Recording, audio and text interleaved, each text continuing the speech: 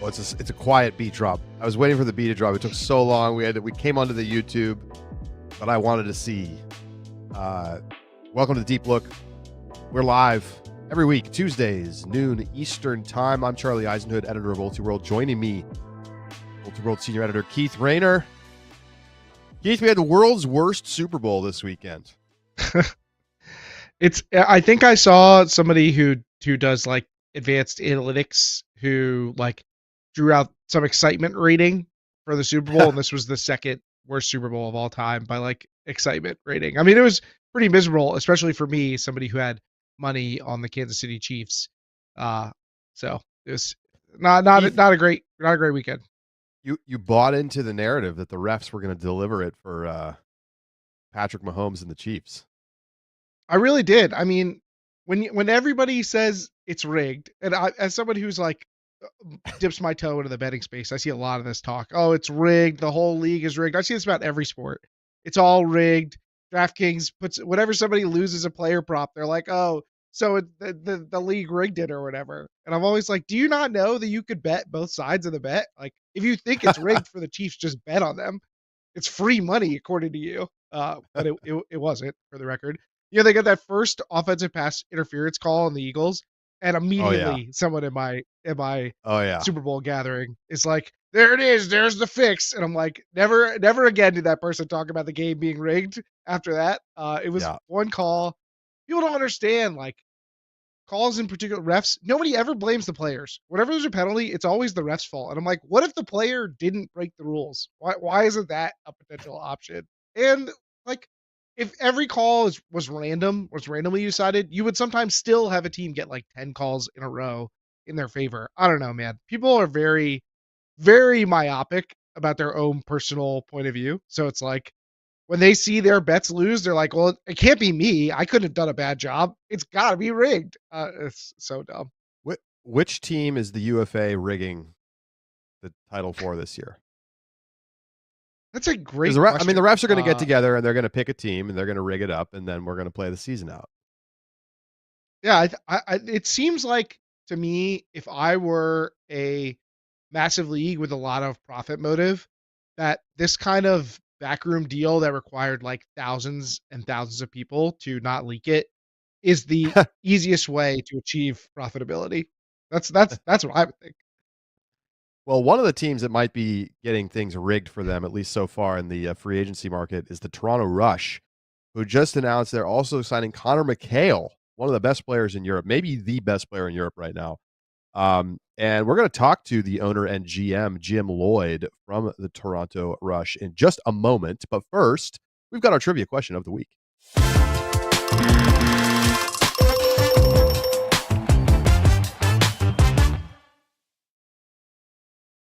All right, Charlie. This week's trivia question of the week. Which UFA teams have achieved the mark of winning 100 games in their franchise history? Oh. Can I get the total number of teams that have achieved this century mark? The Century Club. There are 4 teams. There are 4 teams in the Century Club. All right. Franchises. Madison. That seems like an easy one. They've been around a long time and they've done a lot of winning. I think the New York Empire have probably crossed this threshold by now. Other early teams that are good.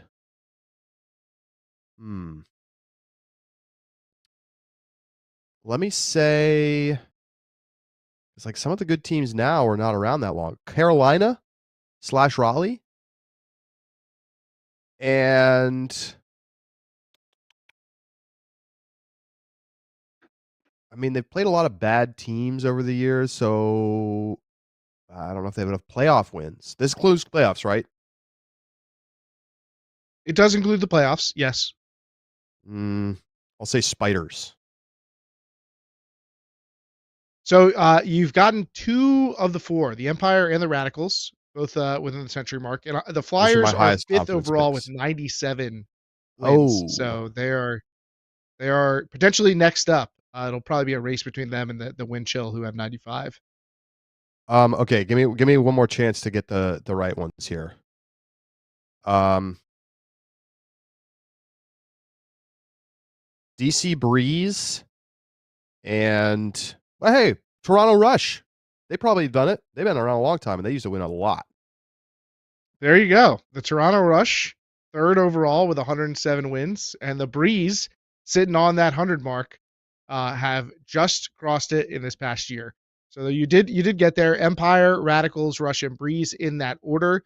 Empire with those playoff games, don't forget, have played a lot more games than most teams. They have Right. 169 total games played overall. Also, just a little bonus. How how many years do you think at their current rate it would take for the Detroit Mechanics to win 100 games? uh, their current rate being one win every 4 years. We're I all went gonna off be their dead, current Dave. record. We're all gonna be dead. Mostly. I'll say 65 years. Somehow you shortchange. It would take us till 2095, the 2095 season, for the Detroit Mechanics to have won 100 games based on their current rate Uh, of winning just under one in every 10 games. Wild. All right, well, let's bring in one of the storied franchises in UFA history, the Toronto Rush.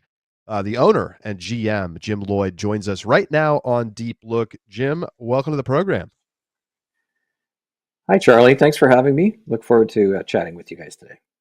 Well, it's great to have you here. It has been quite the off season for a Toronto team that has sort of been in a steady decline for from the highs of the winning a title and being a championship weekend every year and dominating the New York Empire to then finally losing to New York, and it's kind of been downhill ever since. But the European infusion that we have seen the Rush announcing, Connor McHale most recently, that came out yesterday, Simone Gasparini from Italy, Arvids Karklins, and some tremendous talent from Canada. Martin Gallant, Mark Lloyd is coming back. It really feels like the Rush are resurgent. How has this happened? Like it felt like this team was kind of left for dead. We're talking about Montreal as the preeminent Yeah. Canadian team in the Eastern Division. So how are the Rush coming back? Well, there is a bit of a story for this. Obviously, at the end of the year last season, when you're staring down a 1-11 record, you realize you have to do something. So we said, listen, we need to reboot our entire franchise. We need to re-kick this, get back to the pride that we had in the old days of being competitive and being a solid franchise with a great fan base, and we still have a great fan base. So this all started with conversations that Mark Lloyd had at London Invite and at Windmill last year. Started to have conversations with some of these top European players and going, hey, any interest in coming over? So it took a long time to work all the details out because every player has a different scenario or a different life situation or a different are they in school? Are they looking for internships? So a lot of conversations happened. We got the European players, very excited about coming over and playing in the UFA. They saw what Toby DeCran did last year, and they were going, hey, this is a great way to be able to play against some of the best players and go head-to-head with them in a format that is very European friendly and very fan friendly for their fans back home. So it took a lot of conversations. Every player was a different type of conversation, but we managed to get them all coming. We're super excited. And what's really the downstream effect, it's created a massive amount of excitement with our Toronto-based players. They all want to play with these players. They all want to be part of an experience of being on their team versus against them at European events. So we're really happy. Our fans are happy. We're off to a great start from a ticket sales perspective, and it's created a buzz. And we were lacking buzz. Like we had no buzz. Our buzz was gone. So we're happy and we're looking forward to it. I think this will all come down to how fast all these players can gel, if they can gel, in what is arguably the murderers row of divisions in the UFA, in the Eastern Division. So you got to do something to make yourself relevant and put yourself back in the conversation. Certainly, one loss is we were just kind of poking fun at Detroit, and that's the same one win is the same number as Detroit last year. So understandable why you were like we have to make some big changes here, and I think from a lot of the fans that we talk to are curious about what the team has to do to bring in these types of players. And you mentioned that different people have different needs. How far does the team have to go in reaching out to satisfy those needs?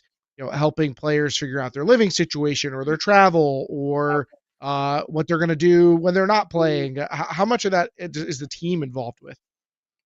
So very involved. And when we approached these players, we said that we would be very involved and would take care a lot of the logistics. Everything from how to apply for the appropriate visas to get them into Canada and also allow them to travel into the US because we obviously need them to play in our US games when we travel. So we've provided accommodations for them, the airfares. We've looked at the duration of time that they can stay. They all have personal lives as well too. So we do have some players that are coming over in April and staying straight through to US Open, and they're not going home. We've rented apartments for them, furnished apartments. We will have them working our clinics. We're paying them a wage to be here. And we're providing them with just a cool experience. And this is the most important thing that I think, big picture, is that if you can bring European players over, give them a positive experience, they're going to go back and tell other European players that it's a really cool thing to do. So we've taken all of the grief out of it. We haven't said, yeah, come on over and we'll put you up in one of the players' basements and you can figure out what you're going to do. So some of these players are going to be working remotely with their existing jobs. Some of them are going to be doing our youth camps and working remotely. One is doing a full internship. Actually, two are doing internships. So they're going to be very busy during the day, but playing Frisbee, practicing during the weeknights and playing Frisbee on the weekend. So it's going to be interesting. I know other teams have brought over European players before. We've done it with Akifumi Muraoka, but not at this scale. So it should be interesting. Well, how are you going to pay the 25% tariffs to bring Europeans into the UFA?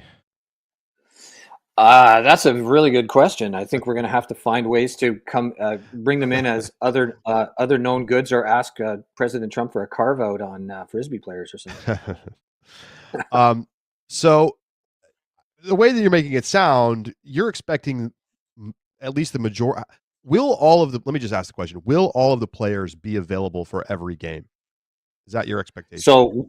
So our expectation is we have situations. For example, we'll talk about Connor McHale. He has some commitments in Europe.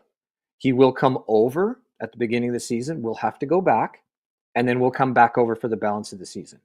So these are not fluff signings where we're bringing them over to play 1 and 2 games. They will be playing, I would consider, the majority of the season. Same situation with Arvids.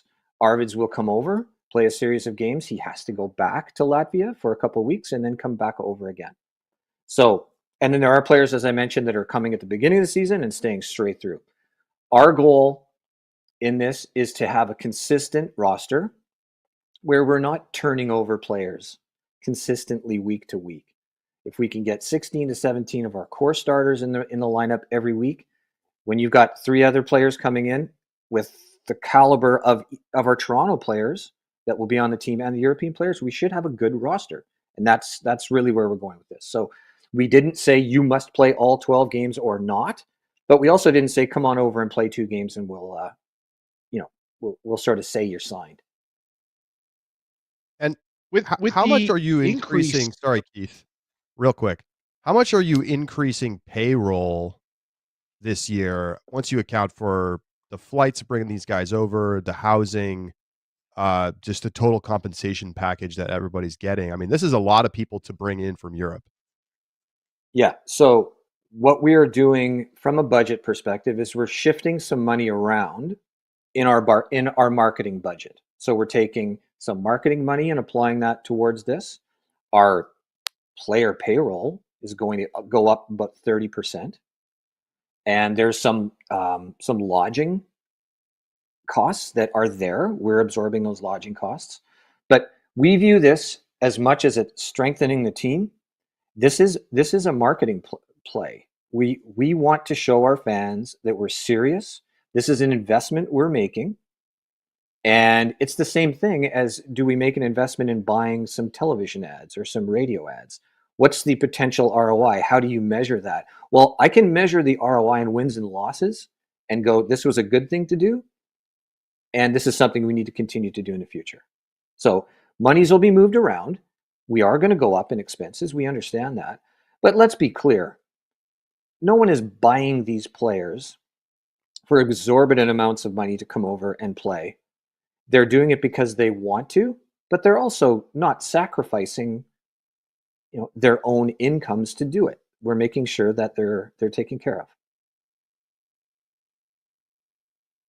There's certainly been an upward trend in we'll call it the European transfer market in the league. Did you have a sense that you might be competing with other teams, that there might be other interested parties talking to these players? And does it feel like there's some competition now in trying to recruit these players? It's not that I wasn't concerned about this year. There will be competition for players. There's no doubt about it, especially if this works. If this model proves that we can make the team legitimate, get back into the playoff picture, and they'll say, okay, that is something we should look at as a franchise as well. This year specifically, if you're bringing over two teammates that play together, get along together, they're going to want to go together. So splitting them or going after one versus the other becomes more of a challenge than just going after a single player. So also the Toronto-based players, they did an awesome job of really promoting the environment that they would be playing in. They would be treated well. Toronto's a great city to be in for the summer. Lots of stuff to do. So it takes away the potential that somebody else could be in there pitching against you. So it's fairly obvious that Toronto's going to go from basement dweller in the East to playoff contender at least. So what are your expectations for how far this team can go given the new roster construction?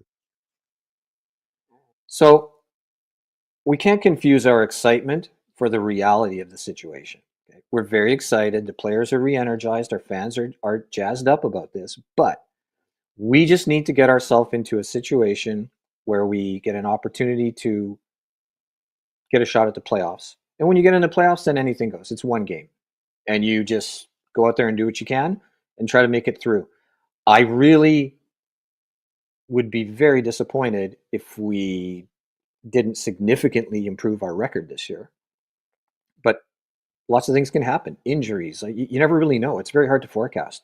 When you do these look-aheads of who's going to win the divisions, look at Minnesota, gelled at the right time and just became a juggernaut as they were entering playoffs, and the way they were playing fantastic.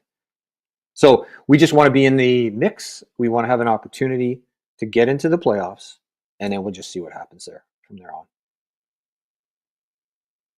Speaking of forecasting, did the context of the division, which has been dominated by the Empire, did seeing the Empire maybe feel like seeing their rosters changing, they got an aging roster, the challenges they've had to face from Boston and DC, do you feel like that encouraged you to be like, hey, let's push our chips in because the division may have an opening at the top? Did that forecast come into play when you were making the decision to have such an aggressive offseason? I wouldn't use the New York situation as a specific example of why we did what we did, but we know that there are going to be teams will evolve. They'll age out. They're going to change. We knew what happened. This is what happened to us coming out of COVID. We had aged out. We had lost all of our top players. And in our business, a 3-year rebuild is not the same as other professional sports in a 3-year rebuild. We play year to year. So do we sit back and say, let's really emphasize on bringing along the base of players that we have? We don't have time for that. We need to be relevant now, and we need to get back into the visibility of even our own players. Like, if you wait, you could lose players. They could retire. They could completely give up on playing in the UFA. So 1 year is equivalent to 2 or 3 years in any other pro sport. So we just said, look, after we press the reset button, we got to go all in. We've got to start bringing back our talent that we had on our team that did not play last year because of Worlds. Let's face it. We lost top players last year because of World Championships. So bringing in the European players has completely reinvigorated players like James Lewis, players like Mike McKenzie, players like Ty Barbieri. So it's a ripple effect, right? It's all being done to create a core of really good players that all want to play with each other. How do you talk about it being a year to year, you don't have time for a rebuild. How do you look at the current state of the UFA from a business perspective? Like, you've been around the league for a long time now, and you've seen, you've had a good team, you've had a terrible team. Your family's heavily invested in the league. Are you feeling positively about where things are? Kind of more neutral, pessimistic? Like, what's your status? So we have seen a lot of change. Charlie, you've seen the change. I've seen the change. Keats, you've seen the change. We've gone from fledgling, would have been a compliment years back, to trying hard, to legitimate. And I would say we are legitimate now. And that goes back to probably the last 3 years. Made some key acquisitions in people at the executive level who have come in and put structure and put accountability in place and made teams accountable, that if you want to be in this league, you need to toe the line. You need to be better at everything that you do. So it's very encouraging to see the growth of some teams. Fans are growing. Like, we're actually growing our fan base. And a point in fact, Toronto has been an awful team to watch, but we haven't lost viewership. We actually went up last year in attendance. So, and you know what? That's a thank you to the ultimate community, because they're very loyal fans and they follow their players and they're dedicated to supporting their players. But at some point, you do get fatigue of going out and watching a team lose over and over and over again, and know that you never had a chance with the minute you step on the field. So it's encouraging, and I'm encouraged because I'm seeing a lot of other owners are encouraged by this thing. They're going, you know what? I do see a road to making this thing, a real thing. Jim, you mentioned the need to develop a sustainable talent as well, and I think there's going to be a lot of attention on the new additions to the Rush this year. But given the team's performance last year, people may have missed out on some of the team's players from last season. Is there anybody you feel like people need to keep an eye on for 2025 that could be in for a breakout year from last year? So we have, as I mentioned, we have a core of really, really good under 24 players, guys that are young and coming. Oscar Stonehouse is going to be a beast. He's incredibly good, very underrated, and just because we haven't had visibility, we haven't done a good job of actually getting these players visibility for the Toronto Rush, because let's face it, UFA does not spend a lot of time promoting through content teams that are not relevant and teams that are not in the mix. I would watch for Oscar Stonehouse. I would watch for Dax Miller. I would watch for Griffin McKee. I would watch for Arav Segal, who did not get a ton of opportunity last year, had some injuries, but he's going to be a great player. Marty Gallant speaks for himself, an under 24 player that makes World Games team. So there's some players to watch. We're returning James Lewis. We're returning Wilkie Lewis. Watch for some other 2023 players who we have signed, but we'll be announcing next week, shall we say. But anyways, we feel the core is back. We feel we got new energy. And I say it again, let's just see where this goes, right?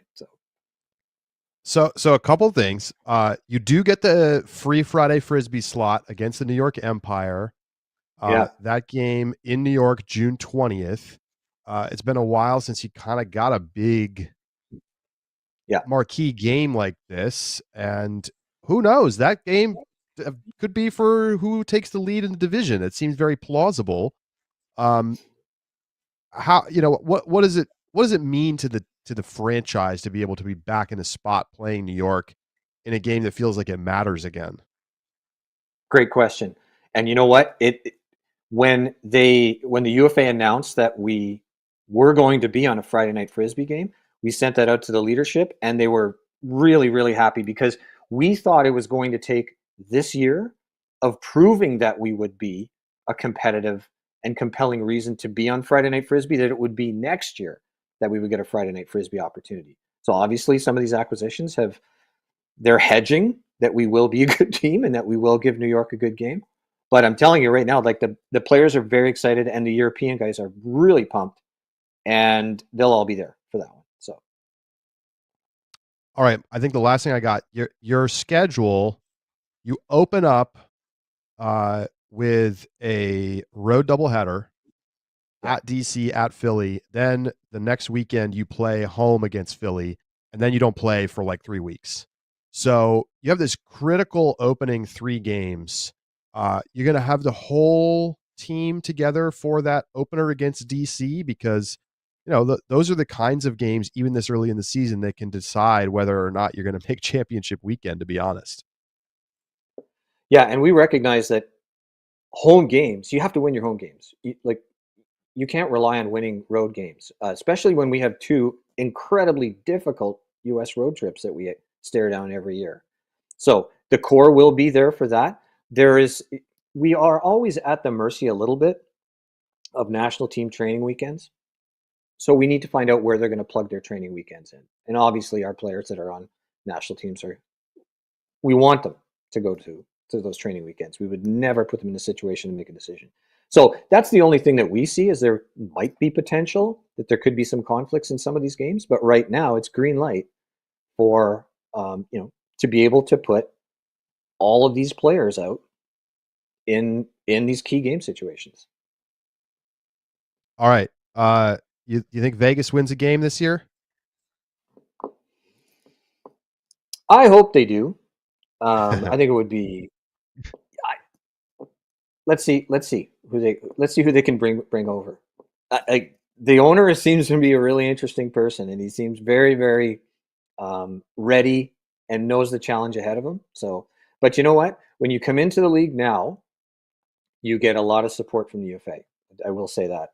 You come in and you have a much better or much more higher odds of success because of all the lessons learned from all the other franchises. And there is a playbook on how to bring a team into the league now, where there was before it was welcome aboard. So, and that just goes back to these key acquisitions that we've made in terms of people at the league level that know how to bring a team on board and don't just sort of go nuts. Let's see how you do.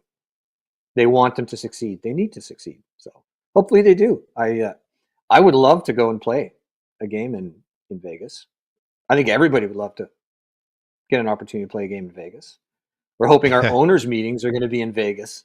So, that's a no-brainer. With Tim DeBile commissioning the league, he's already booked his tickets.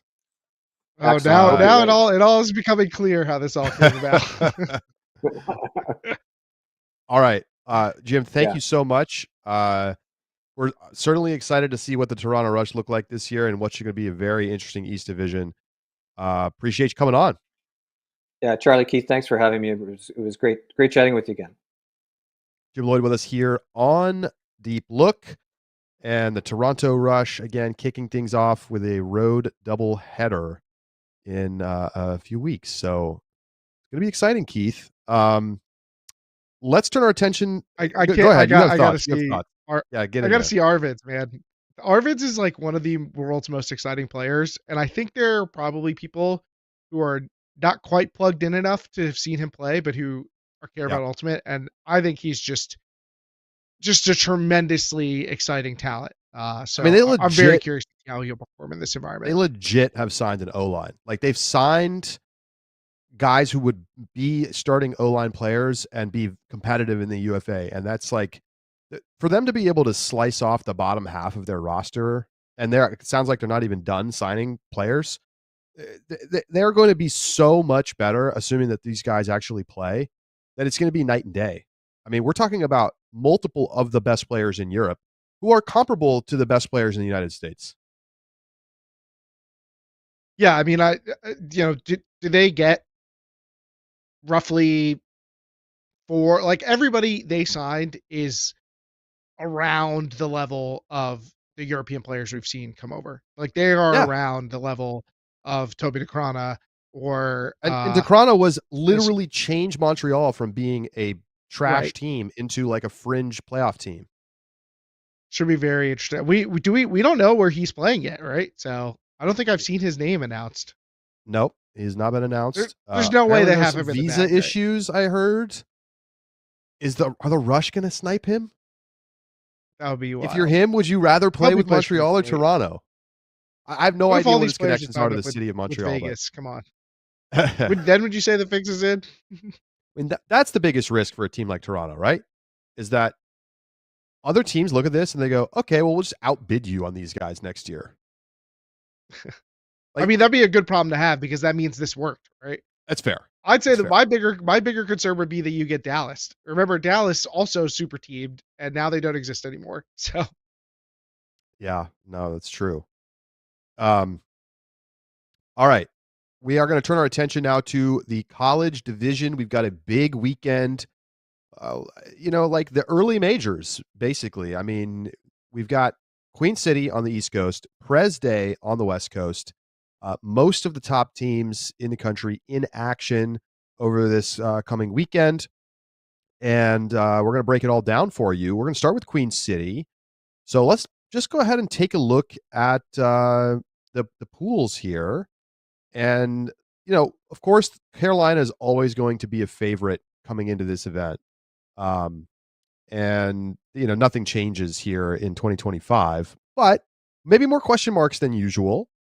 And why don't we start in the women's division and take a look at what Pleiades has in front of them. The weather looking a little sketchy this weekend, Keith. Carolina not even the 1 seed. It'll be Vermont. I know. QCTU Classic. Vermont, the number 1 seed overall. UNC, the 2. Carleton, the 3. Tufts, the 4. Then Michigan, Georgia, Northeastern, and Pitt. It's definitely a little on the top-heavy side. Those top 4 seeds going to be big favorites to make the semis. And face off against one another. But Keith, what stands out to you in these pools? It is definitely this feels pretty typical for Queen City Tune-Up to have basically this lineup of 4 teams and them to feel somewhat destined to meet in the semifinals. You've got 4 teams that we've talked about as potential semifinalists, and then you got your one potential spoiler, I think, in Michigan. It feels like a big drop off from Michigan to me to Georgia, Northeastern, Pittsburgh, Wisconsin. So I think you're really going to see, can Michigan bridge the gap? Can they get in there and maybe take down whichever? They're probably going to get 2 shots at it with Tufts and pool play, and then whoever they'll face in their crossover. So they'll get 2 shots at it, but the rest of the teams really feel like they're mostly playing amongst themselves. Although we've seen surprises before. It's early in the year. Could be some weather. Who knows what'll happen? But you got to expect those top teams, and so it's really going to be a question of what do we see in semifinals? How does Carleton stack up against UNC and Vermont and Tufts? Those are going to be the questions that we're asking about this division, and then after that, you're mostly looking at regional pecking order stuff. Who could be in a position to maybe earn a bid? Definitely keep an eye on teams like Northeastern, Wisconsin, Minnesota. Is there going to be a second team that emerges from the AC that could contend for bid? Those are the questions that you're looking at the rest of the field for. I want to learn more about these top 4. If I'm being honest, I can understand some of the regional pecking order stuff, but those are 4 legit teams, and how do they stack up against one another? We've already seen Carleton in action, but Vermont number 1 overall in the country right now, playing against number 3 Carolina. This is always a chance to see early for East Coast teams how things are stacking up. And how much conviction do you have about Vermont being number 1 overall right now, Keith? Because I would say I don't have super strong conviction about that. I also don't. I mean, I think that if I were picking, I would still probably have them number one. Maybe you make an argument for UBC after what we saw from them on the West Coast at SBI. But I think that it's all pretty closely cropped together at the top. I thought Vermont probably has the highest ceiling given what we've seen from them. The talent that they return, they looked good in the fall when I saw them in person. They are going to develop some depth behind the top end, I think. So they're also have been getting seasoned over the past few years. So this is going to be a familiar position for them. But before they were kind of operating as like the new kid on the block as being an elite team, and I think that that's going to have faded. They're going to be comfortable operating as a top level team. They know how to do that in and day out. So they'll be ready for teams like UNC and Carleton in semis and finals. Keith, I need the North Central to show me something outside of Carleton. Wisconsin, Minnesota, no more excuses, no more complaining. Go out here and get some wins. This is a wide open field outside of those top four. I need to see one of those teams earn a bid. How long have we been waiting? Years since we've seen a two North Central teams. Even though we get some occasional comments about how come you guys don't ever talk about anybody else from the North Central? Well, it's saying complaining. You get like shut out. How about you win at regionals? Thank you. It is time. And there's some preseason buzz about Wisconsin. They're in our top 25. Sydney French is back with them again. Will definitely be the star of the team. But if they can show some depth around French, who I do think is going to be legit, then maybe this is the year for them to finally strike out. Minnesota's been right there, and we've also seen their youth pipeline help power their team. It's a strong area that they're drawing from, and so we have seen some talent come in there. Just we haven't really seen them develop a star to kind of build around. So it's really just been via depth. Maybe Isabel Demo, who's back for another year with them, can kind of be that player and take them to the next level. And listen, a little bit structural challenges for teams up in the North Central that don't get that much practice time early in the year. I mean, it's not been a cold winter in the North. But, Wisconsin's got to do better than they did last year here. They lost to South Carolina. They lost to Northeastern. They lost to Pittsburgh. They got smoked by Vermont.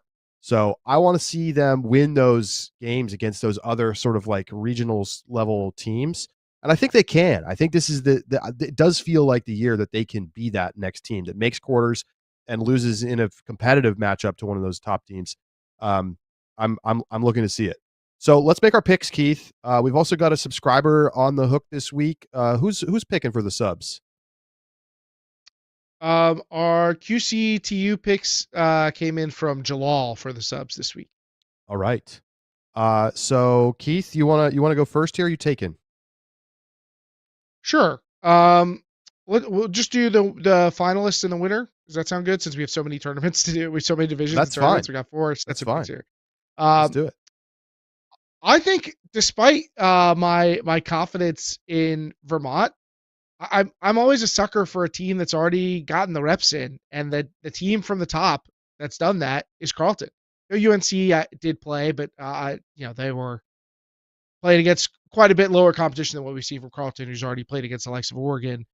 So I think Carleton's close enough in talent with these other top teams to take advantage of having a tournament under their belt, which they often don't when they come to Queen City.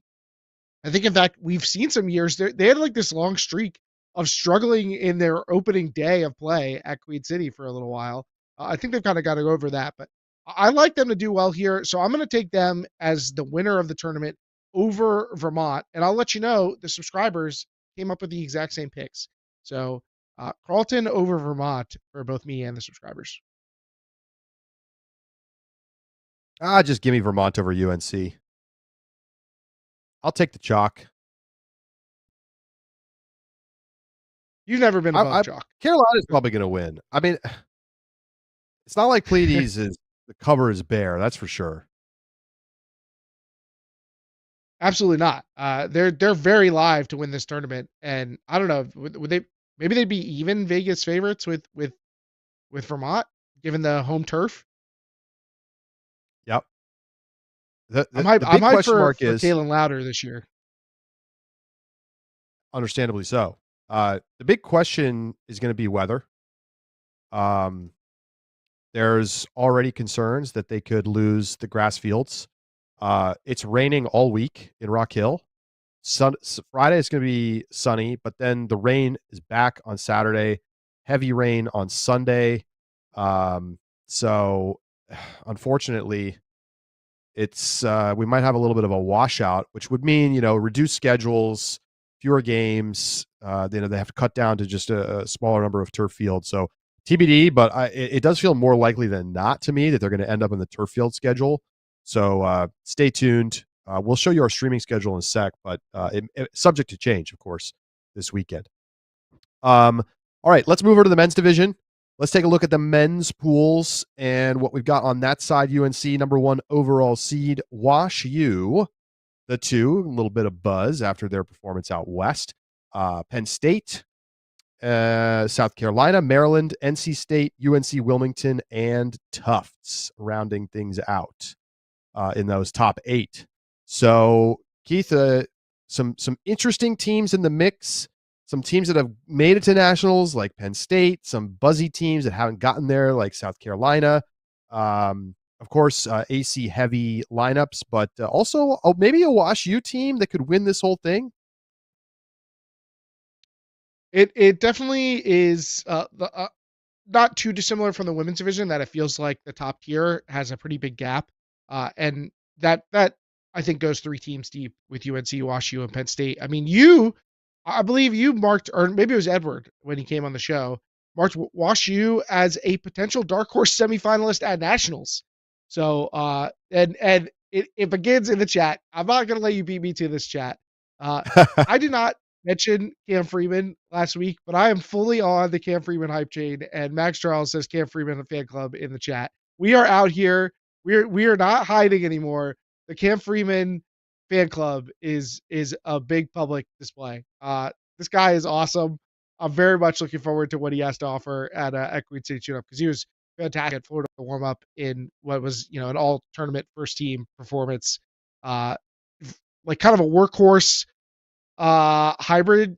I think he's probably first blush a deep threat, but he's pretty solid with the disc in hand and is very good on the move. So really good give and go player, and part of a veteran WashU contingent at the top of that team that helps kind of power them. I think they feel a little bit like UAH last year, but perhaps even stronger at the top, a little more solid through that group, a little more experience.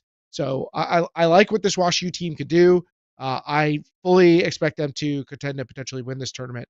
I think it would be still a surprise just on brand name, how they go up against UNC, but they have the capability in them, I think, to be the best team at this tournament. Penn State, number 15 in the rankings right now, also in attendance. South Carolina cracking in at number 24. So some interesting teams to keep an eye on this weekend. How much are you looking at AC pecking order this weekend? I know you're super excited about Wilmington, and they're going to get some shots at good teams right away. They will, and I'm a little concerned based on Wilmington's performance at kickoff. They went 3-3. They lose to both NC State and South Carolina. You'd like to see them outperform those teams who are good teams. Don't get me wrong, but it just makes it look like the AC is what you expect the AC to be. UNC and then a bunch of good teams punch each other in the mouth every time that they come together. And Maryland, who is at the 5 seed, when the pools originally came out, I mean, Maryland was like way lower seeded, but they did very well at kickoff, and that has vaulted them up. And our Discord was pointing out that they picked up Isaac Lee from the DC Breeze and from Truck Stop. He's going to join that core of this team. So that is going to really lend them a boost in talent to go with Miles Grovick. So that gives them really a duo that is going to be one of the best duos in the region. That game with South Carolina should be really interesting. Gavin Russell still heading up a South Carolina team that has really started to build out as a program. And those two teams right now maybe are pole position to be the challengers to UNC in the AAC. But As you can see from the seeding, I mean, it's going to be a thick race in the AC. I think you got to go all the way down. I think this William and Mary team can be intriguing all the way down to the 15 seed. UNC Charlotte's had a good couple of years, although we've never quite seen them deliver on the promise. So, and I haven't heard AK hyping James Madison yet. So that shout out to AK for that. But Isaac, it should be an interesting weekend for deciding how the AC is going to look going forward. Isaac Lee, remember, on the U24 U.S. national team. So a very nice he's good. We should not skip over Penn State completely. I feel like this is their debut weekend, but I feel like some of the buzz for them maybe faded because of the curiosity of the Sam Grossberg signing and then unsigning kind of situation. Yes. But this is a team returning like basically everyone from last year's breakthrough team. They have Xander Lutz and Ethan Pigeon and Logan Piercy and Doug Hoyer. Those guys are all back. They pick up Michael Maroon, who's going to be one of the best rookies in the country. I feels like every week we're talking about rookies, but this rookie class is stacked and Maroon is awesome. So this Penn State team is very legit. I think that they're in position to get, a 3 or 4 seed in their pool at nationals and certainly should be, considered a top 20 team. So how high is their ceiling? That part is what I feel like we're going to start finding out about them this weekend. I mean, it's such a big deal for a team to go to nationals and get that confidence boost, but then also like take the lumps. So they go 0-4 in pool play last year, but they played within 2 goals of Vermont. They get a win, a pretty substantial one over UAH in consolation rounds. And then they had, SLO and Colorado and Michigan in their pool. So, they were one of the bottom teams at nationals, but to bring back everybody, having gotten that experience and already played through that, and they might even be the best team in their region. Like, that's not out of the question. So a big test this weekend for sure. It's picks time.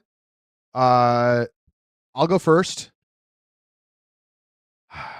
I feel like UNC is going to want to silence some of the question marks after, getting bounced in quarters at kickoff. I'm going to go UNC over WashU. I think WashU's legit. I think they beat Penn State in the semi. And I think that's actually going to be a competitive game, but I do think UNC wins it at full strength. I agree with you. I think that any matchup between those top 3 is going to be really strong, but I got to take the home team in UNC. I do think that with Ben Dameron back in the fold, they're going to be looking to reestablish themselves and silence the haters. WashU's a good team. I have them in the final 2. I think Penn State, I just sang their praises, but I think this WashU team with already a week under their belt gets the same bonus that Carleton does in the women's division. And Jalal, what's he got?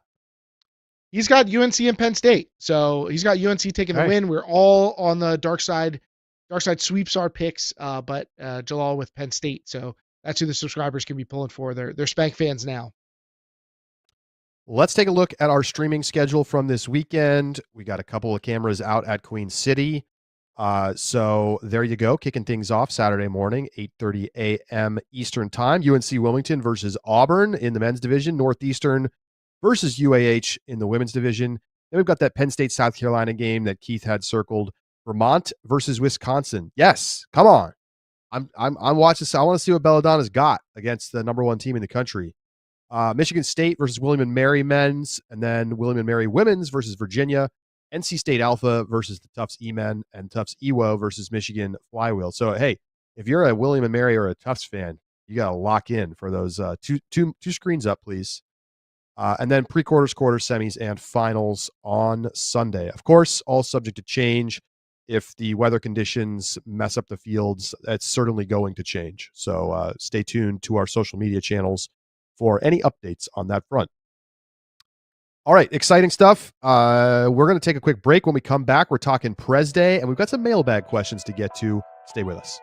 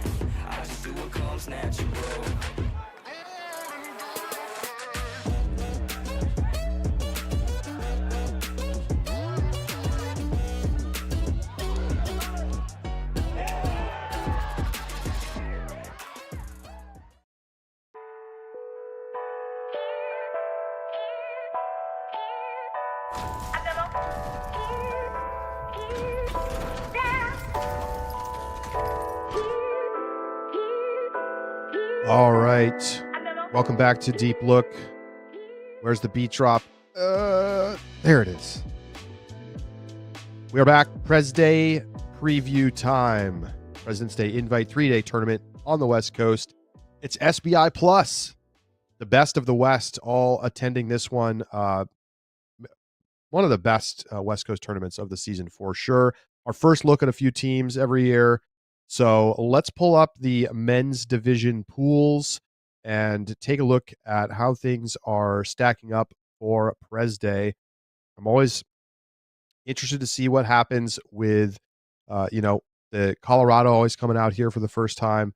So our top seeds, Oregon, Colorado, Cal Poly SLO, Oregon State, Cal, Washington, Victoria, and Northeastern is your top 8.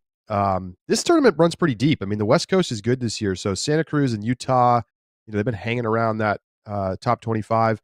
And so 10 teams deep of very intriguing matchups. So Keith, early thoughts, Oregon certainly deserving to be the favorite. What do you think we're going to see from them, Colorado and SLO? It's tough to know with Oregon not making their debut, but making their stage debut, and Colorado really getting their first time getting their feet wet. But these teams, I'm very curious. This is a little different than QCTU in the fact that I think that we have some contenders seated behind them with Oregon State, Cal, and Washington, based on what we've seen from the start of this year. So I don't know that it's safe just at the top of these pools. I do think that pool play should be mostly comfortable, save SLO having to go up against Washington, and that could be challenging. But Oregon and Colorado, I think, are going to be pretty strong. To me, that they're like firmly preseason title contenders, and with good reason. And Oregon's definitely going to be the favorite coming into this tournament. But I don't think that they're so much better that they should feel invincible going up against some of these other top teams. Yeah, I mean, this is just a chance again to see like where we are at this point in the season for these teams, and if what they've learned from SBI for those that were in attendance. I mean, I still think Oregon's going to probably comfortably win this tournament. Is that too much to? Is that an overstatement? We'll see. Comfortably? But I think so. I mean, if they come out and do that, I think that firms them up as the number one team. Well, I think they deserve the credit there. I mean, they had the close game against Oregon State at PacCon at 15-14 on day 1, but then they beat them 15-10 on day 2. I really like what Ego's bringing to the table, and I think that they win by 3 or 4 over whoever they face in the final, whether that's Colorado or SLO. I think that's going to be a great matchup, by the way. A semi to watch for sure. Definitely. I mean, I think that we're going to probably get good semis no matter how you slice it here with the quality of teams that we have on display and the familiarity between those teams. We saw Cal have a pretty strong performance at SBI. Can they repeat that? Washington's got that win over BYU. That's pretty much floating their buzz for right now. A team that SLO lost to, and now those two teams are going to face off. And this Oregon State team, I mean, wow, they have a really strong recruiting class, one of the best in the country. They return a lot from last year's team that finally broke through to make nationals. How good could they be? Like, could they be like a WashU of the Northwest? Could we be talking about this team as maybe ready to take a leap, given what they've got and the benefits we've seen, like double Oregons, 2 Oregon teams that could be elite?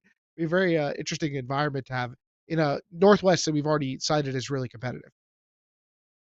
Yeah, I feel like they kind of like Not that the seeding is wrong, it just feels like a bad draw for them to catch Oregon in a possible semi.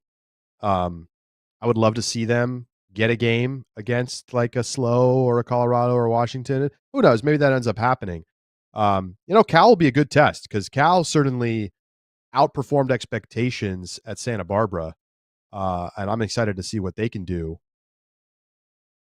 There's good story opportunities up and down the board here. I feel like there's a bunch of teams in the conversation for like getting to a semi spot, and how often do you see Cal Poly SLO having a pool play matchup that you think they might lose? Like that's actually happening against Washington. It could happen. It was 11-9 Cal Poly at SBI.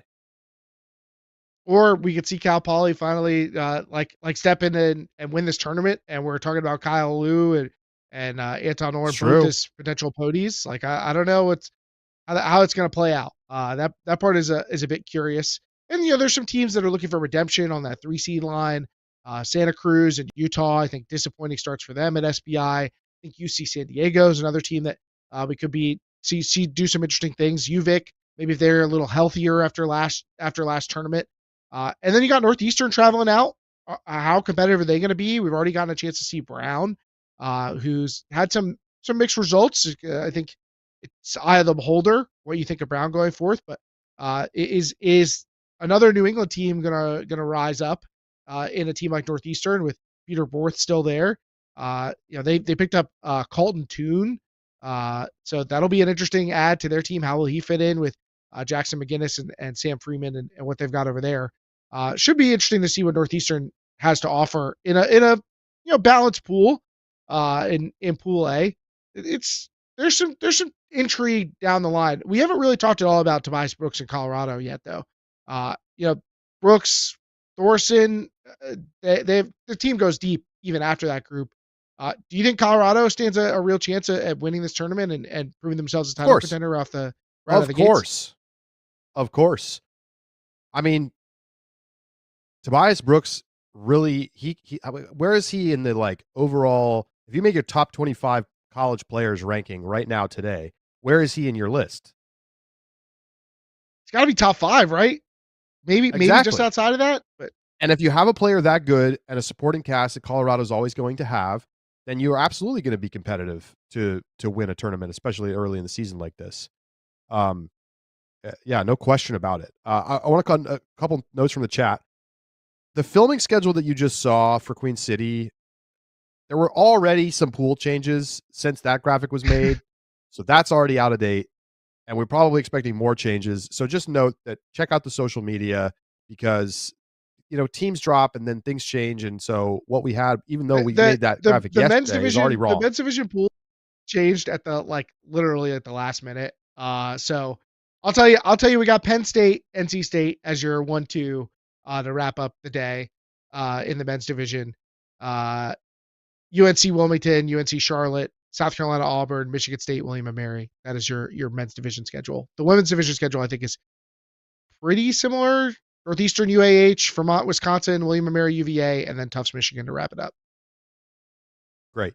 Thank you, Keith. Check on the Instagram to get the full. It's probably going to change again. So just stay tuned. As soon as we get the raid schedule. Also, we've got Lily LaDonna saying Sun Dodgers versus Ego finals. You heard it here first. All right. A little Northwest hype. Jackson says, seriously, don't sleep on Northeastern this year. I don't think we're sleeping, Keith. That's straight from the horse's mouth. I mean, Northeastern's got to bring it though. We've talked about them in years past without seeing them get to nationals, and so there's work to do. But Angela Zhu is a great coach. They've got a strong coaching staff. Dan Horgan's there too. So Northeastern could be a team to watch. And Peter Borth is obviously legit. We know this. They're going to be good. All right, let's make our picks.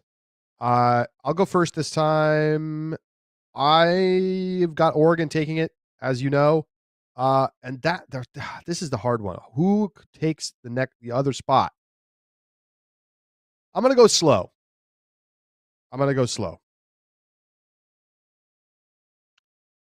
I hate to say it, Charlie, but I think I'm going to go the same way here.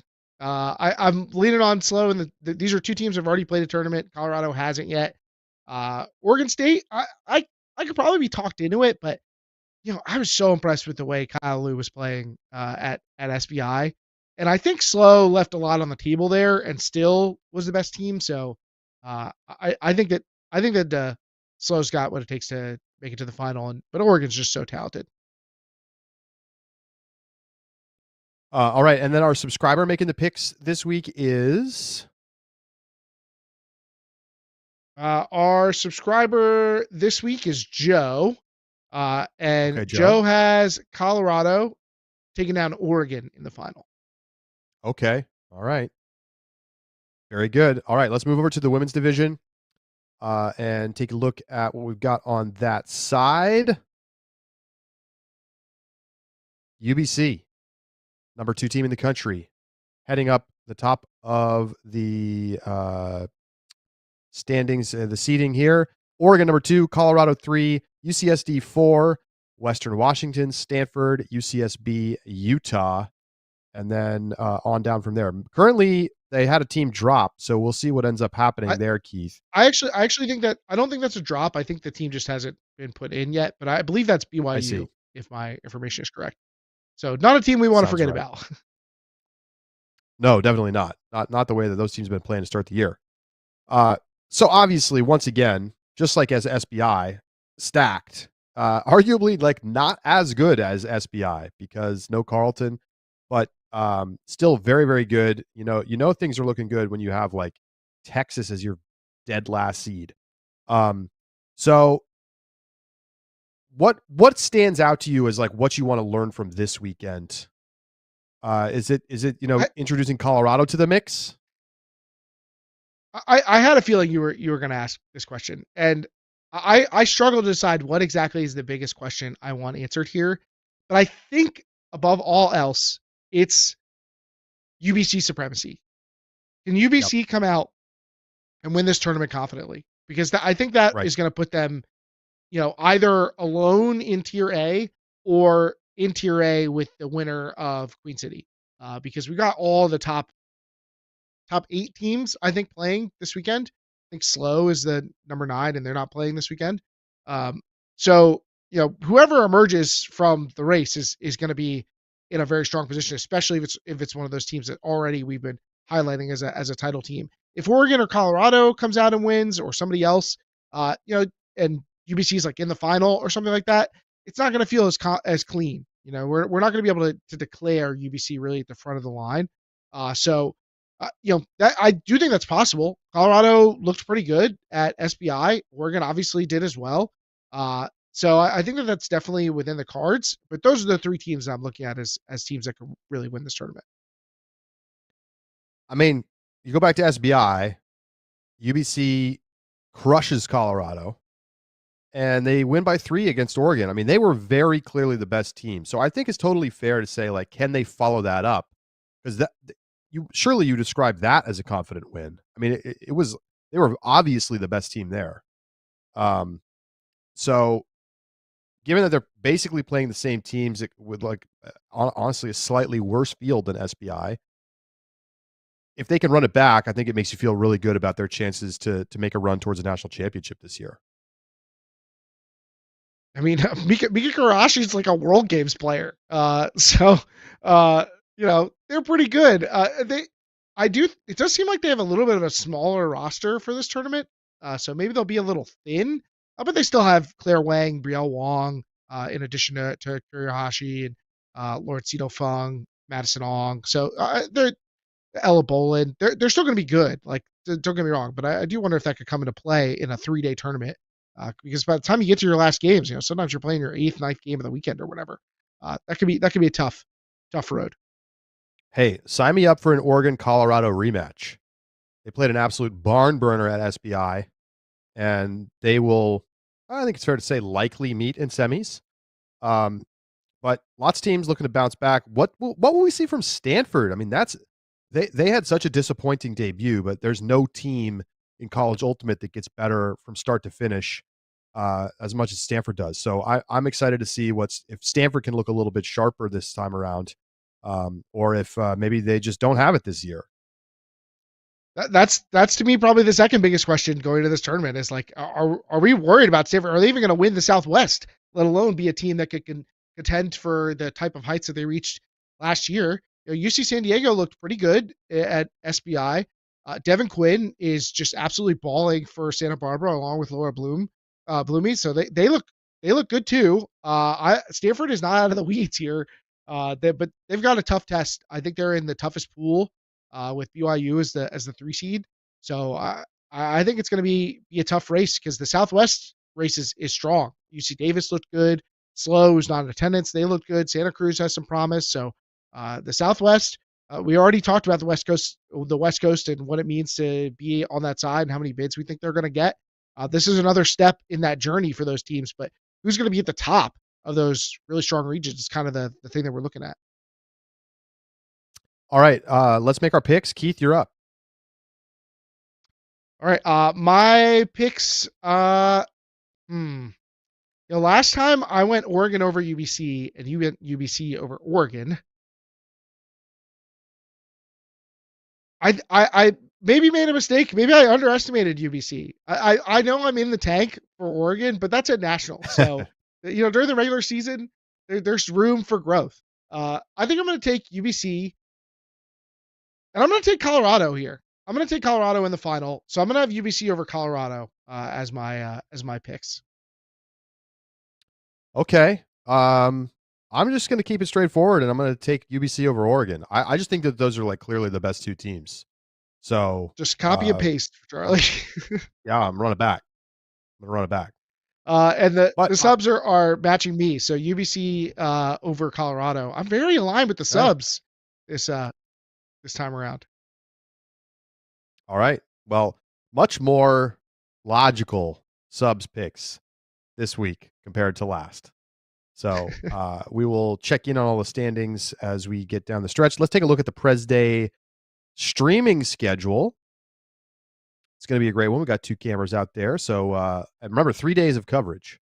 So there's where things stand. Utah versus UC Davis, UC Santa Cruz versus Texas, UC San Diego versus Western Washington, and Colorado versus Stanford are your women's matchups on day 1. Men's matchups: Northeastern, UC San Diego, Cal Poly SLO versus Washington. That's a great game. Utah versus UC Davis, and Oregon State versus Cal. Ooh, some great matchups for day 1. Then we'll have power pools day 2, along with the first round of quarters, and then on to semis and finals on Monday. So there's your schedule. We're gonna get all the semis and both finals. So should be a great weekend of streaming. Let's take a look at the San Diego weather for this weekend. Sunny. It's going to rain Thursday and Friday, but we should have nice weather, highs in the 60s for President's Day weekend. So looking forward to that. I would be remiss. We may have glossed over it because I don't think we mentioned it yet. But this is also the debut tournament for Western Washington. They're coming in at number 12 in our power rankings. But there's a lot of talent. Everybody's seen how good Youth Ultimate has been in Oregon and how it's benefited the other teams in the area. Western Washington they have another strong recruiting class after last year. So I think that there's a chance that we could see a breakout weekend for them.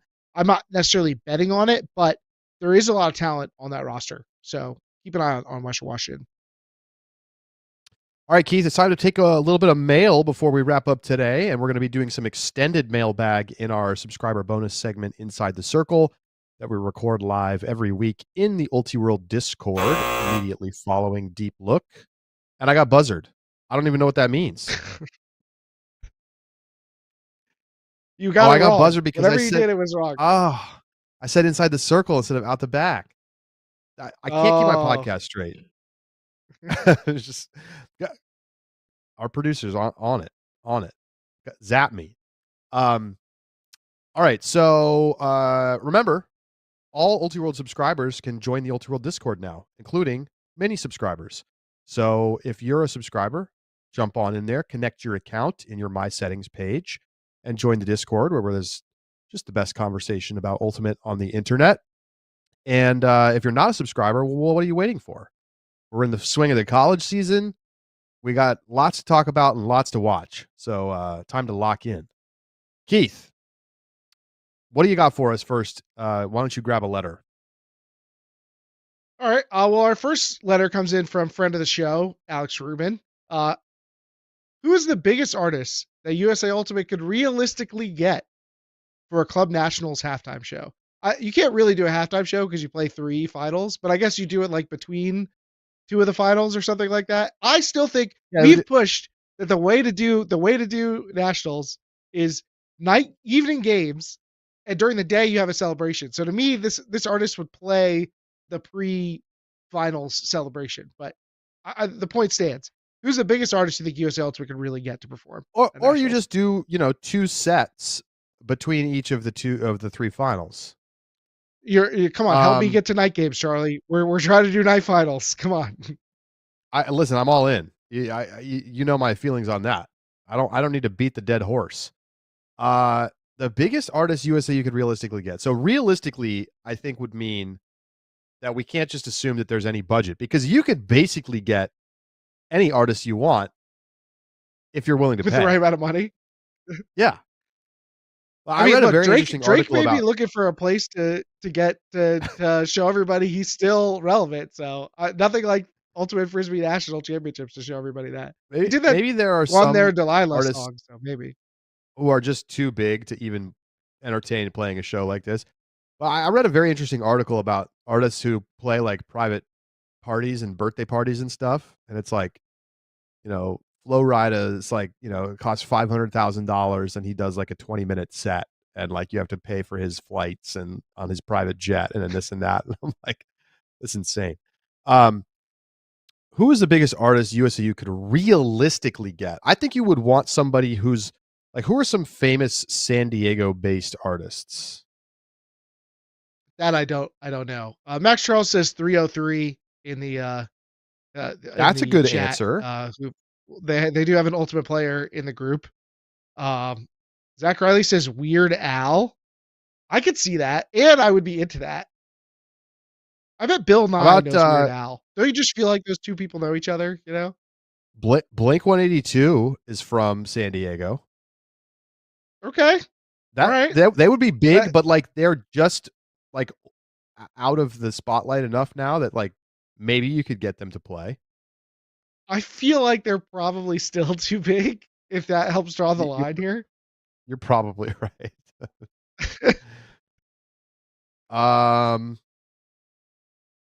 Gosh, I don't know. I mean, again, any of the people that are big enough that you've heard of would probably be too expensive to make sense. What if they're like really not in it? Like, what about like Smash Mouth or like? No, you you got me thinking like 90s. They're still too popular. I think you're still paying like, $100,000 to book Smash Mouth. Who's saying that? What about like Sugar Eddie Ray? Vedder Like, who cares about Sugar Ray now? I mean, I'm telling you though, like Sugar Ray is probably still touring. Sugar Ray is playing in Bridgeport, Connecticut on July 13th. Philly. Well, I could just Bethel, go ask New York. Now, to be fair, like, are they killing it? Are they like selling out stadiums? No, I'm sure they aren't. But let's say you just were like, hey, we want you to come play Fly, and that's it. How much you got to pay for that? 6 figures. Honestly, not worth it. I would rather have somebody DJ. I would not. Having Sugar Ray come is worse to me than not having anything at all. It's so sad. It's just sad. I'd rather have Emma Berrigan do a set. Have Emma Berrigan and who's the person from Burning Skirts who also does some pop music. I can't remember who it is now, but she was in our music league and she actually did some pretty fun music. So. All right. Lubes asks, should D3 schools that offer scholarships be required to play D1?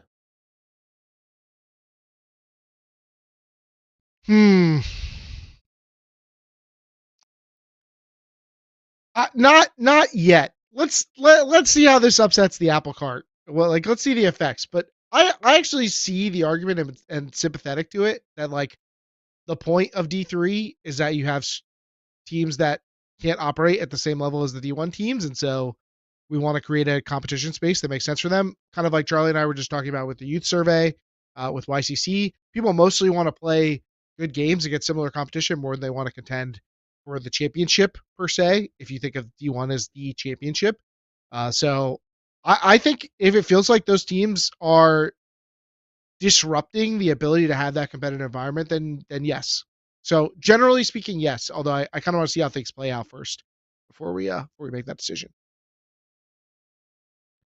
Can everybody in D3 stop complaining about scholarship teams?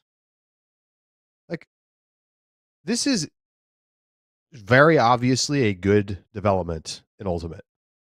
You have colleges putting actual dollars, or let's call it discounted dollars, I guess, into Ultimate teams. And what? So what? They're not allowed. You're not allowed to be good because you have a scholarship. Like, what is the problem here? Should we reserve the D3 national championship only for the wealthiest Northeast kids who go to the most expensive colleges in the country? Like, no, we shouldn't do that. Like, and these teams would get smoked in D1 if they got good enough because of scholarships to warrant being a quarters level team in D1. They're going to opt themselves into D1. I don't know about that would get smoked. I mean, we've seen OC compete with and beat good regional level teams at nationals. Regional level teams, yes. According to, but I mean, like teams that are like fringe national teams, and we've seen according to our Discord, Davenport just beat Michigan in a scrimmage the other day in the men's division. Yeah, I that's true. I hear you. So the smoked comment is not fair. It's unfair. But my point stands, which is that they're not going to go and win many games, if any, at D1 Nats. If they were, they would opt into D1 because they would want the challenge. The fact is, none of these teams are even guaranteed to win D3 nationals. And it's not like OC has just dominated every single season. They missed nationals 2 years ago. So I'm tired of the complaining, to be honest. I want to, like, if you don't feel like you can beat them, convince your school to give scholarships to Ultimate players. Charlie, if you had been at NYU and every year Queens Kingston showed up with a team full of scholarship athletes and they beat your ass and took your bid every year, I think you would be singing a different tune. What am I supposed to say? They shouldn't be in the Metro East? Yes. Yes. Canada no Canadian teams. They should be in the Great Lakes is what you would say, I think. I mean, listen, it's like nothing is fair in this world. Like, they got scholarships. That's great. Like, this is a great opportunity. Nothing is fair, so we players. should do nothing to try and achieve any competitive balance. How does this help anybody? What, are we just supposed to protect the D3 kids because they don't want to play against? Can't say that I know. I can't say I know exactly how you would actually draw this line. Like, what would be the rule? Because I agree that, like, saying you can't spend money on Ultimate is not a logical thing, or you can't have people who get scholarships. Like, I agree that actually counterintuitively just benefits wealthy players. But I do think that the point of D3 is to create a competitive environment for that subgroup of teams. And if you take that away, it kind of feels pointless. You're talk to me if we have 10 years of dominance for scholarship teams. We're barely into this universe, and the scholarship teams haven't even made nationals every year. So, like, let's relax about the whole situation. It's cool that we have people putting dollars into Ultimate Frisbee. We need way more of that, not less of that. Let's not discourage it from happening. Agreed. All right, we got one more. Yeah, why don't we take one from the YouTube chat? This popped up. S. Clinton says Ultimate needs refs so bad. What's the argument against refs? Charlie, do you feel like you could construct some of this argument? All right, sure. The argument against is that the traditional game has been played with self-officiation, and many people feel that that element of spirit of the game is part of the ethos of what makes Ultimate special and better, and more fun and, like, just a more interesting sport than a traditionally refereed game, where incentives start to become about, how do you game the refereeing? How do you game the calls? How do you game this and that part of the game? Um, that said, I'm not necessarily someone who subscribes to that whole, I guess, idea about how Ultimate is. And I would be totally fine with more officiation. I think we have found a very reasonable middle ground with observers where you can't just make horrible calls and expect to get away with it. But you also still are able to manage the game through the players. And I think that that's kind of a cool system.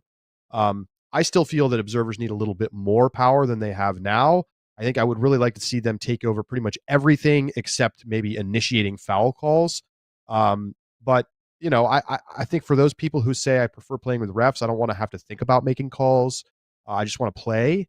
That's fine. It's just that there's downsides to that too. Refs can't see hand checking that much. They can't see fouls on the mark that much. It's why you see a lot of integrity calls in the UFA around mark fouls because it's impossible to see. So, there's no perfect system. And I think that I'm very firmly in the camp of we need officials of some kind. But the argument I gave you is what people would say, especially those outside of the North America who tend to prefer self-officiation in a more pure sense. Yeah, and I think that in addition, like, not only does self-officiation offer the benefit of, like, helping the players form community by having to see things from your opponent's perspective, but also helping teach people, especially young players, about the responsibility to the game and kind of the tragedy of the commons. If everybody's trying to take advantage of the rules, the game falls apart. So maybe that's not the way to live your life. And in addition, it also gives the players some control over the way that the rules are going to be adjudicated in a given game. Two teams want to play a really physical matchup. They have some liberty to make that decision when you have a third party making those decisions, you don't have that opportunity. And I think I certainly can speak to experiences from refereed sports where I have been literally coached to try and take advantage of the referees. That you get taught, if the ref doesn't see it, you can get away with it. Go for it. I don't like playing that way. It's one of the things that I dislike about playing with refs. But it's really easy to get. I played basketball growing up, and there's a lot of jersey tugging when the ref's not looking. That kind of stuff is not my flavor. But there certainly is a compelling argument for refs. I just think both systems have their own pros and cons. Well, I will say this. When the AUDL, now UFA, came out and started having refs, I mean, the people were apoplectic. Not everybody, but a lot of people were like, this is going to ruin the game. The incentives in refereed sports are completely antithetical to how we want to play Ultimate. And, we heard that for years. Now, this has been an increasingly less and less common discussion point, and you don't really hear people talking about refs all that much. Now, the prominent discussions about GAs at the international level and whether they're effective, the answer is no, they're not. But here's what I would say. Watch UFA games. While there are circumstances where players take advantage of a bad call or a no call, there are probably, I wouldn't even say probably, in my experience, there are more instances of integrity calls overruling a referee, and you see it all the time in not maybe every single game, but many games. It has not destroyed the, nature of the game being sort of player focused. And I think the idea that it was going to somehow come in and ruin the culture is just wrong. It's just clearly not true. It has not happened. Could it still happen? I guess don't theoretically, yes, but it's just not. It has not happened. It hasn't destroyed it, but as David Patbecky in the chat points out that players are always asking for calls, or they're holding each other. I do think there's a lot. If you watch UFA games, like in the stack, there's a lot more contact between players off the disc than you see elsewhere because they know refs aren't going to Sure. stop the game for that stuff. Because they're not going to So call the if you bumps don't and like stuff. that, yeah, then it's not. Well, There I are a do bunch like of calls it. that aren't really being made. If that I makes do sense. like it. The I do ticky-tack wonder call as nature of Club Ultimate can be very tedious. So as like a sports fan product, you cannot call all that stuff. but the response to there's too many fouls happening shouldn't be let's call less fouls. It should be let's foul less. I don't know. That makes more sense to me. There's a balance between the two. Like you want player. This is why people like having player control, is they get to establish these lines. But I agree with you. I've seen plenty of games bogged down by ticky-tack calls. We all lament how every time it's a 1 or 2 point game down the stretch, suddenly the game just slows to a crawl behind everybody trying to make every stupid call. But there's also a line where it's like, okay, maybe we need to get players to behave in a better way rather than choosing an illegal route. I do side note that I do wonder, because we talked about this earlier in the show, how much these European players playing in the U.S. and playing both with observers and referees could impact what we see in other countries as far as Absolutely. movement towards more third-party officiating. Those are going to be influential players that go back to their communities, and they may say the other way. They may be like, "Oh, I played with refs or I played with observers. It was terrible. I didn't like it. Let's reform the GA system in this way." Or maybe they come back and they're like, "Hey, it was great." They don't even play with GAs in Europe, Keith. GAs is a whiff diff thing. European Ultimate is purely self-officiated. That works fine until it doesn't. And then when it doesn't, it's just literally the worst. I've seen some of the worst games of my life in self-officiated settings. There's a reason that we moved away from it in North America, and it will come. We'll have officials in European Ultimate at some point, maybe soon. All right. Brent, I want to know. Brent says it's a hard job, talking about refereeing, and how often do they get to work a game? A few times per month isn't going to improve your abilities significantly. And Brent's point is basically like we need more experienced refs. And David says, as a former ref, I 100% agree. It's experience and confidence of refs knowing what to look for and call. Absolutely. I mean, I think one of the reasons, David's talking about players asking for calls. One of the reasons they're asking for calls is because refs are missing calls. And I think one of the problems is maybe that there just aren't enough refs on the field. Like you almost need somebody whose job is just to watch like the disc, like the mark. There should be a mark ref. Because like if you watch an NFL game, I don't even know how many refs they have. Is it like 10? There's a lot. And they all have a different job. But somehow soccer still has one ref. I've never understood this. Well, why soccer? They get it wrong all the time. I know it's a massive field, people all around you. I've never understood why soccer has only one ref. They have the sideline refs who do make judge calls offside. sometimes. They have a bunch of, but they do make calls too. Like if there's a foul near their sideline, they'll just wave don't the like flag. Stoppages. Soccer doesn't like anything that stops play. So they want. We shouldn't have nearly as many stoppages in Ultimate as we do right now. So, all right. Charlie also hates stoppages. Like and subscribe. Make sure to give the video a thumbs up, or every call is going against you for the next week. So if you don't want all the calls to fall your way, if you agree with Keith, up for sure. If you agree with Keith, like. If you agree with me, subscribe. If you think we both have valid points, like and subscribe. Thank you very much, everybody, for tuning in. We appreciate you being with us here live every week on YouTube. We've got more sub bonus questions coming your way. Mailbag. Can Gray Duck rebound? Who are some generational players but didn't play on teams that won a lot? Over under for the Vegas Bighorns point diff in their first season. We got some fun ones. Join us in the Discord right after this. We'll talk to you there, and we'll see you next week right here on Deep Look.